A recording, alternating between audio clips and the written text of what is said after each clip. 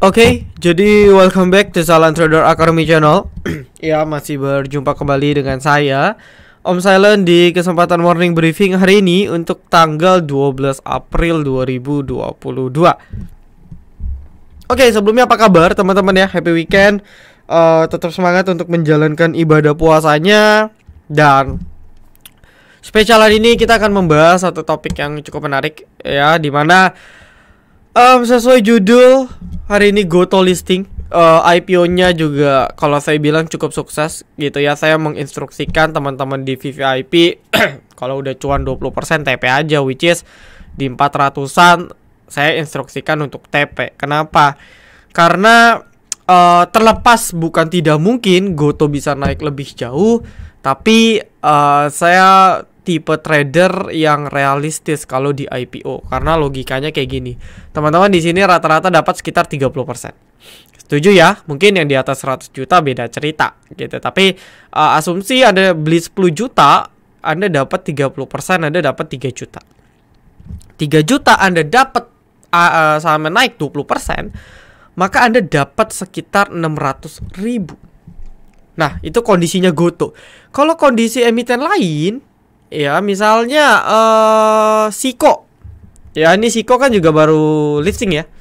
Sico. Ya, open naiknya juga lumayan ya setahu saya ya. Setahu saya opennya naik juga cukup lumayan, Siko 20% kalau nggak salah.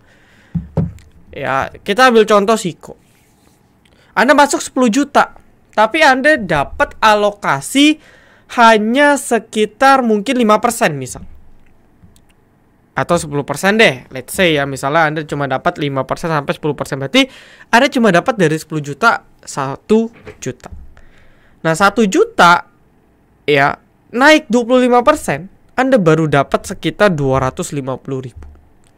Untuk mencapai seperti Goto 600.000, Anda minimal harus naik arah 2 kali, ditambah besoknya masih naik 3 hari. Dimana kadang IPO sekarang itu arahnya nggak nyampe 3 hari, mentok 1-2 hari, kecuali WRG ya. Ini IPO spesial, saya udah cerita ya, ini IPO spesial karena futuristik. Tapi di luar dari itu ya dapatnya dikit, arah sekali 2 kali nggak naik banyak juga. Toh makanya saya bilang ya, ini analogi IPO ini harus jelas. Makanya saya bilang ke teman-teman VVIP tadi, lepas aja 20%. Misalnya nih Anda dapat 15% deh, modal 1M, dapat 150 juta. Naik 20% 30 juta. Siapa yang mau kasih? Ya, sama aja kayak Anda lagi trading beli saham 15 juta naik 20%. Jadi saya rasa Goto ini IPO yang sukses menurut saya. IPO-nya sukses meskipun gak kayak buka arah 2 kali. Ya, buka juga sebenarnya IPO-nya sukses ya. Ya, setelah IPO dia turun itu beda cerita. Cuman first day dia listing saya rasa untuk Goto sukses. Nah lalu kita akan bahas wah, ini 6 juta lot ya. Saya akan bahas dari sisi impact-nya. Nah, menariknya sisi impact dari marketnya ini cukup nggak enak dilihat candlenya. Ya, volume perdagangan tinggi. Kenapa ya? Karena mungkin sebagian 1/4 disumbang Goto kali. Jadi Goto ini volumenya rame banget. Ya, bener-bener rame banget IPO-nya. Nah, cuman mungkin saya mau kasih tahu dulu, mungkin sebagian masih ada yang kurang paham. Nah, ketika ada suatu emiten IPO, ya contoh Goto dengan sebentar ya. Goto market cap-nya coba kita cek dulu. Kita main analogi nih, hingga kedepannya teman-teman akan lebih paham ya tentang IPO. Goto market cap-nya sekitar 450 ya, atau mungkin setara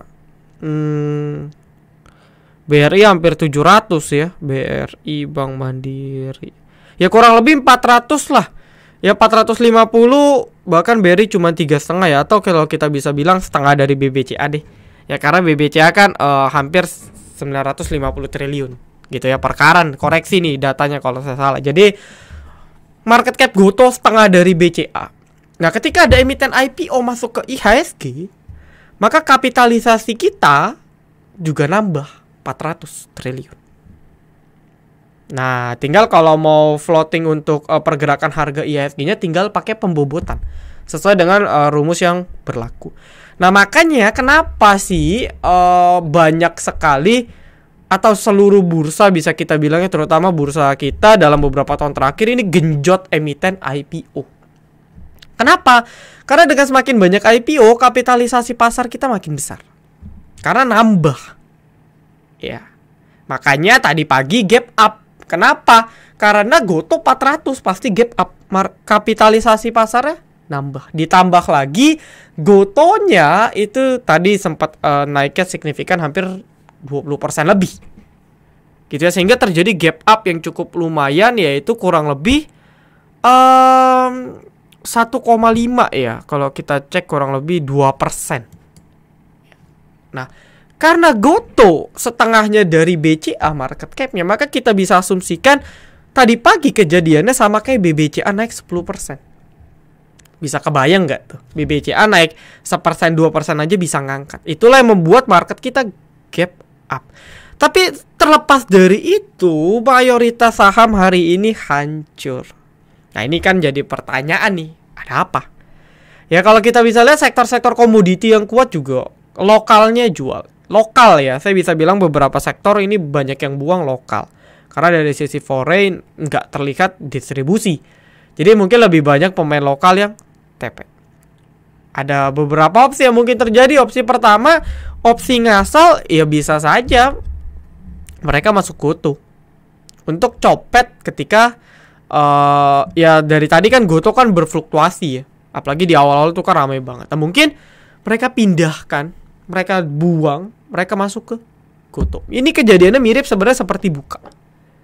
Ya, dimana kalau Buka itu sebelum market rilis dan sesudah market itu impact ke saham-saham lain juga cukup besar. Nah, ini yang saya lihat hampir semua guyur, banyak yang ARB, tapi saya tidak bisa bilang ini distribusi. Menurut saya ini tergantung ya, nanti kita tinggal cek broker summary. Nah, inilah yang membuat hari ini marketnya hancur. Sebenarnya kalau nggak ada Goto, ya kalau kita lihat bursa luar juga pada babak belur gitu ya. Kalau tanpa Goto harusnya market kita turun 1%, 2%. Ya, jadi kita harus tahu dulu nih reasonnya kenapa. Oke, karena bursa luar hancur ya. Hang Seng 3% minus, Shanghai-nya 2,6 gitu ya.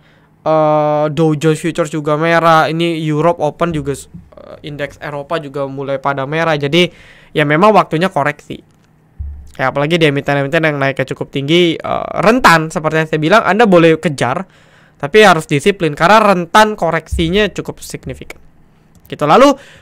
Lalu ke depannya akan gimana nih Om? Ini candle sebenarnya kurang bagus. Meskipun kita udah tahu ya alasan terciptanya candle seperti ini ya karena Goto. Terlepas dari Goto ya mungkin dia nggak bentuknya candle seperti ini. Dan menurut saya pribadi harus memantau juga psikologis market, behaviornya selama beberapa waktu ke depan ya. Mungkin 1-5 hari setelah Goto listing ini behaviornya gimana. Karena kalau sampai ternyata besok terjadi seperti ini lagi, di mana banyak emiten yang lokalnya buang dan masuk ke Goto, let's say, ya ini akan menjadi hal yang sangat kurang bagus. Ya tentunya karena oke, market naik tapi banyak saham yang dikorbanin. Sedangkan kan kita nggak semua beli Goto. Seperti itu ya. Jadi hati-hati aja. Ya, porsinya diatur-atur aja. Kalau Anda yakin flow-nya masih bagus, Anda bisa entry, memanfaatkan kesempatan untuk buy on weakness. Kayak gitu. Oke ya, nah lalu mungkin pertanyaan yang mungkin banyak teman-teman tanya, Om, Goto masih bisa naik gak? Mungkin bisa, tapi kita jangan ekspektasi dia naik 10%, 20%. Karena market cap-nya udah besar. Ya, market cap-nya besar, nggak realistis kalau kita ekspektasi dia naik ke 20%.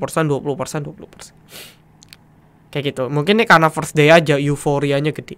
Ya cuman, kalau Anda expect dia kayak gorengan, bisa naik 20%, 25%, bisa aja. Saya nggak tahu ya, tergantung market maker. Cuman, nggak realistis. Gitu, jadi ya diatur-atur lah. Ini menjawab pertanyaan terkait Goto. Oke, lalu sebelum kita mulai requestan, hari ini kita ada trade dan 1 cut loss sih belum ada, cuman ada beberapa emiten yang memang kena guyur. Pastinya ya, pastinya karena guyur. Cuma menu sore kita Dewa, kita HK di 65. Ya, ini tanggal 8 April menu sore Jumat, dan ya Anda bisa lihat sendiri ya. Dewa closingan di 71, highestnya 79 gitu ya. Jadi cuannya hampir sekitar 20%.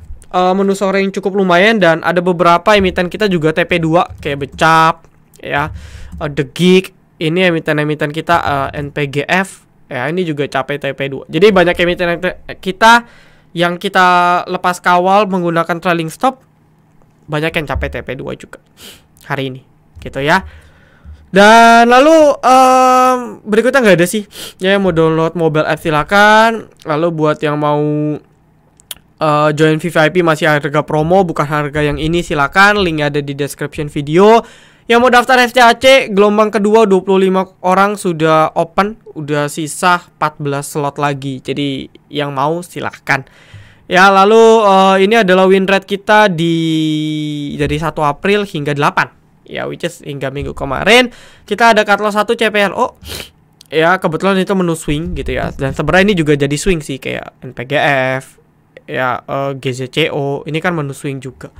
Ya, lalu sisanya alhamdulillah masih on track 9 emiten. Ditambah hari ini ada 1 ya Dewa. Jadi ya ini adalah real transparansi kita punya trade done.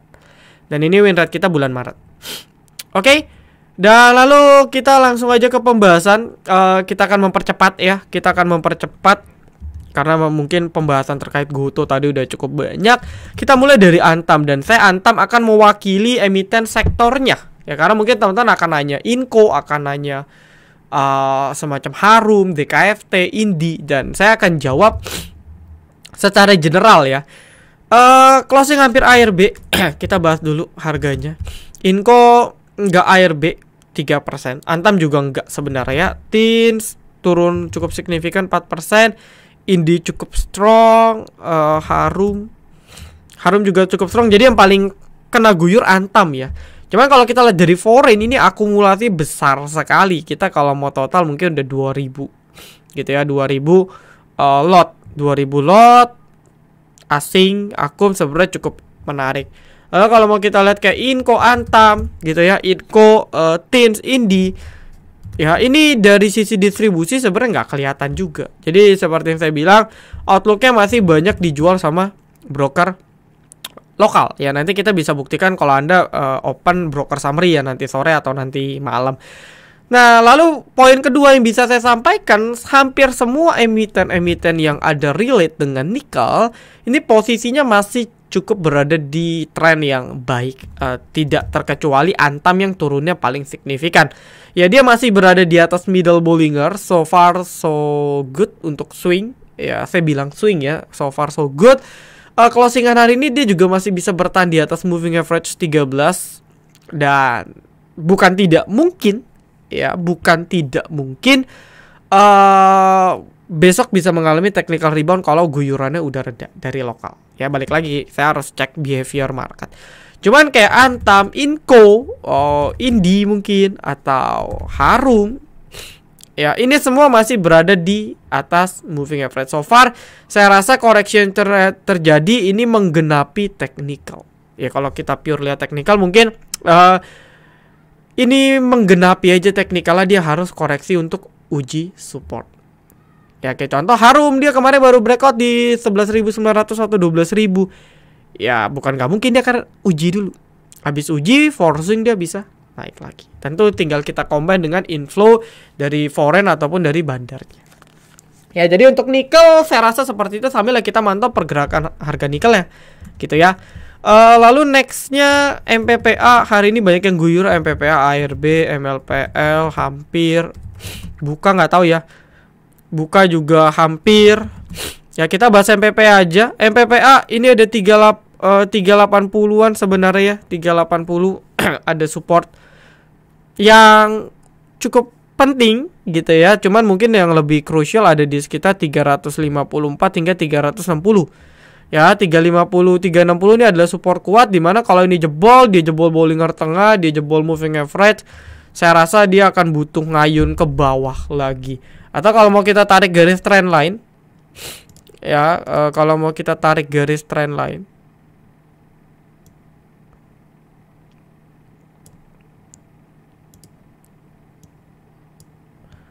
Oke, sorry. Kelemahan charting Mirai, dia nggak otomatis menyesuaikan tarikan ya. Jadi kalau trading view kan dia bisa otomatis presisi. Nah, bukan nggak mungkin ya kalau jebol 3536 dia akan uji ke sini. Which is ke 300-an. Apakah trennya downtrend? Tren major ya masih downtrend. Ya, tapi tren minor ya dia sebenarnya akan kembali sideways saja. Karena dia udah buat higher high higher low, dia buat lower high lower low. Jadi saya rasa bukan nggak mungkin akan uji dulu ke bawah. Jadi butuh waktu ngayun yang lebih tinggi tentunya ya. Lalu Dewa saham repo gak? Bisa jadi repo. Oke, ini emiten cukup high risk ya, tapi alhamdulillah kita profit.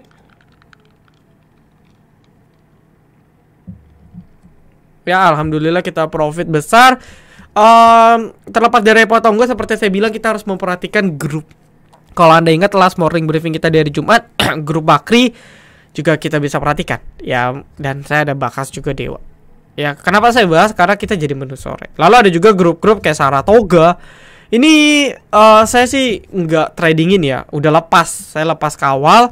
Cuman grup-grup Saratoga, MDKA, SRTG, Agi ini juga kenceng. Lalu hari ini juga ada grup Lipo, Becap, IATA, ya jadi grup HT, Om HT, grup MNC, grup Bakri, grup Saratoga ini lagi kencang-kencangnya.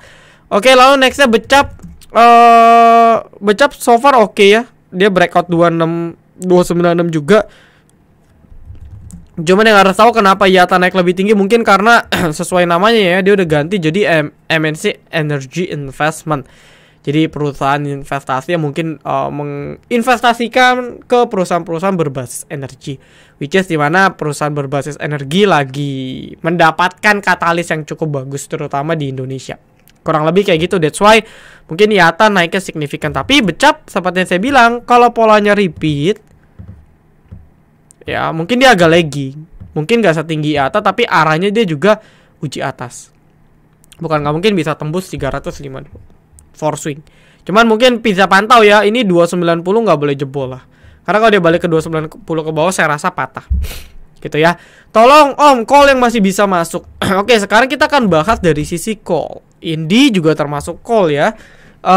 Adro, Harum juga, ITMG. Kita beda dari sisi foreign. Dari sisi foreign masih netral.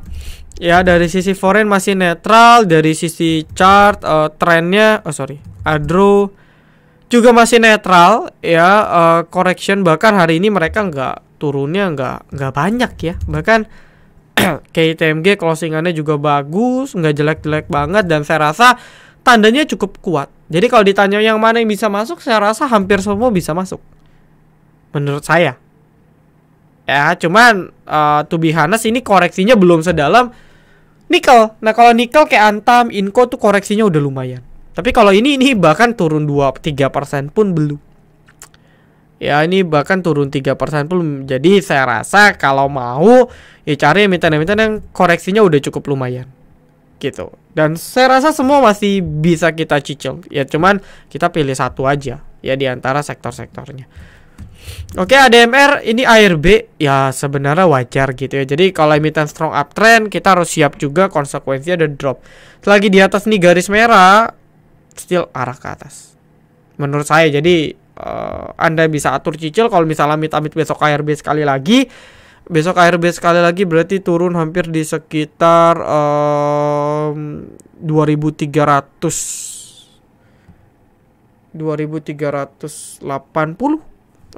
Coba kita hitung ya.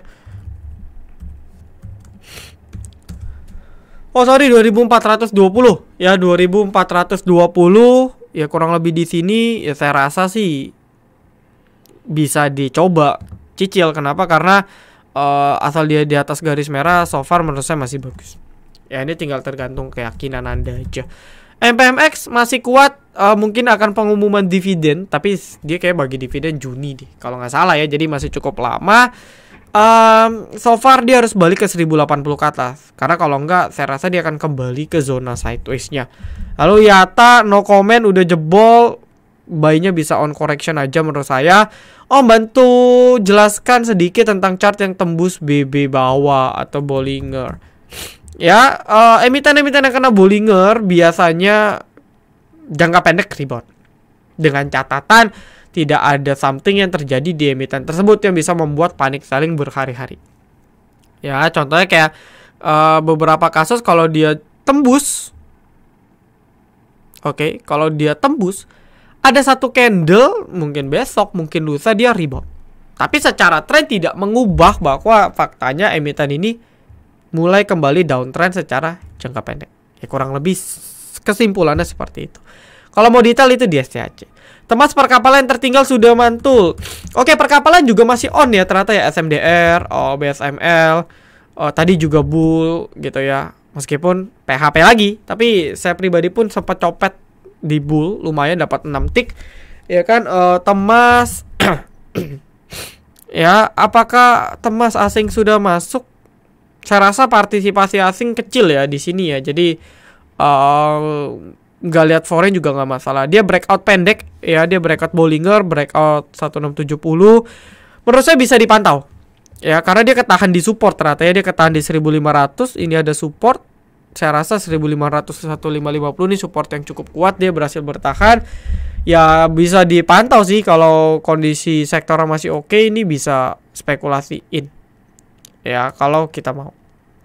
Cuman dia masih dia masih belum jebol ya, baru jebol minor. Ya, ini bisa dimasukkan ke dalam watchlist dulu lah. Ya, next CP becap 350. CPRO DKFT. CPRO kalau mau serok ya udah pas sih. Ini kan last defense ya, ada di 70. Jauh banget ya, 70 hingga 73. Bisa serok 77 ke bawah bisa kalau mau. Ya. Lalu next MDLN kita percepat, skip, belum ada momen. ST, saya juga nggak tahu ST kenapa digoreng, saya jarang pantau emiten ini. Jelas ada support di 119. Ya, let's see kalau besok closingan atau sesi 1 bisa ditarik balik ke 119, harusnya oke. Atau biasanya kayak gini nih, dia di ARB-in dulu, abis itu ditarik. Nah, kalau mau nekat, Anda bisa pantau besok di auto reject bawah, karena besok auto reject bawahnya itu di 114. Berarti Anda bisa pantau tuh di 114 hingga 117. Biasanya dia ARB, abis itu ditarik biasanya. Disclaimer on ya, karena likuiditasnya juga nggak gitu besar, jadi atur-atur. BRMS hari ini ARB ya wajar karena naiknya cukup tinggi. Kalau dia mau uji Bollinger pun akan uji ke 220 ke bawah. Dan saya rasa bisa, kalau dikasih ke area ini Anda bisa spekulasi buy sih, karena udah koreksinya udah lumayan sehat. Kayak gitu ya. Lalu nextnya Toba juga ARB. Tinggal kita cek ya, kalau Toba ini kan karena isu-isu aja sih. Saya sih nggak tahu kebenarannya ya.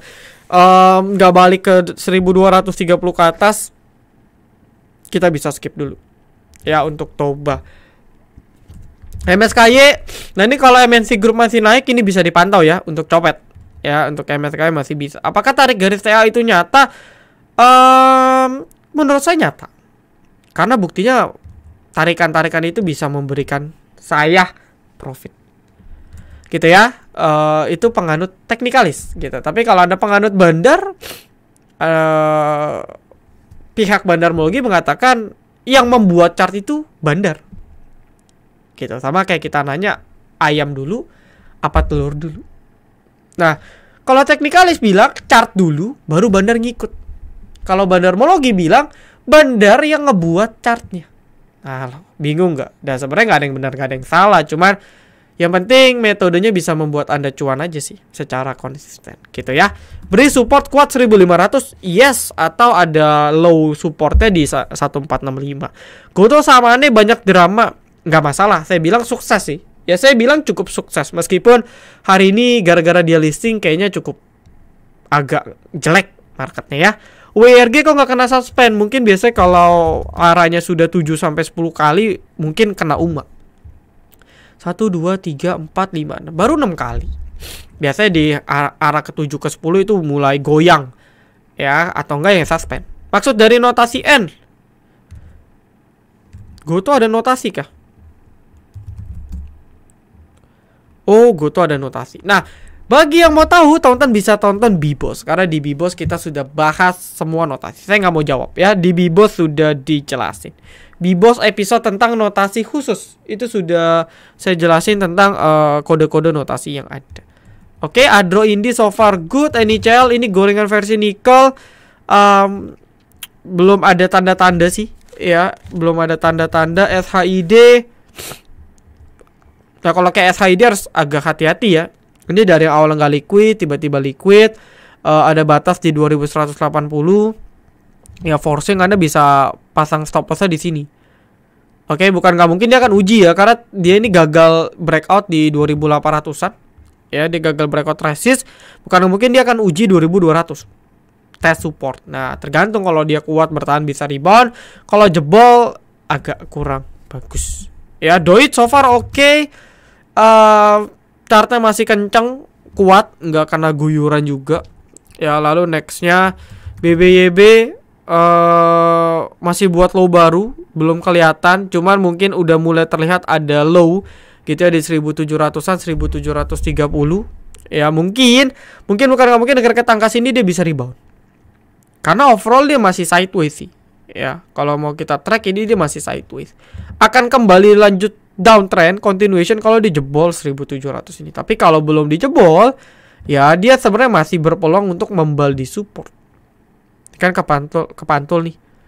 Nah, bukan nggak mungkin dia akan kepantul ketika nyentuh sini. Jadi bisa dipantau. Cuman jangka pendek harian dia downtrend karena dia buat low baru terus. Gitu ya. Lalu IPTV ini tergantung MNC ya. Cuma saya rasa MNC yang gerak ini baru becap sama IATA. Dan balik lagi kuncinya di IATA. Kenapa? Karena dia relate dengan energi. Gitu ya. Lalu nextnya BEPS, no comment. Ya, dia masih ketahan kemarin di 4000 ya, kurang lebih ya. Ketahan di 4000, support yang cukup kuat. Resist ada di 5000. Ya, let's see kalau dia nggak kuat balik ke 5000, saya rasa dia bisa kembali lanjut downtrend. Karena kalau mau kita perhatikan, bisa jadi ini kayak head and shoulders ya. Bukan nggak mungkin, cuman ya let's see lah, lihat aja kuncinya di 4000 ya. Kalau dia masih kuat di 4000 bisa spekulasi entry. Jebol 4000 ya lepas. Gitu ya. WH ini emiten transportasi Jaya juga kempes, banyak yang ARB. Cuman let's see ya, ini ARB-nya banyak yang volumenya rendah. Jadi nggak dikehendaki karena volumenya kecil. Ya let's see, kalau dia masih bisa di atas 188, menurut saya masih ada peluang untuk rebound. Ya, lalu nextnya kita percepat. Friend, oke, Friend kembali balik ya ke atas 80. Ini bagus. Ya, ini bagus. Tinggal kita lihat konsistensinya bisa bertahan atau enggak. Kalau dia bisa bertahan di atas 80, ini bisa dikawal. Ya, menurut saya karena trendline-nya, trendline minornya juga udah pada dijebol gitu ya. Jadi bisa di-maintain kalau di atas 80, mungkin bisa coba lanjut swing up. Oke, Rals. Gak ada momentum. Ingat, kalau momentum lebaran sudah selesai, hati-hati. Ini ada resist kuat di 800. Kalau nggak kuat bisa ke reject.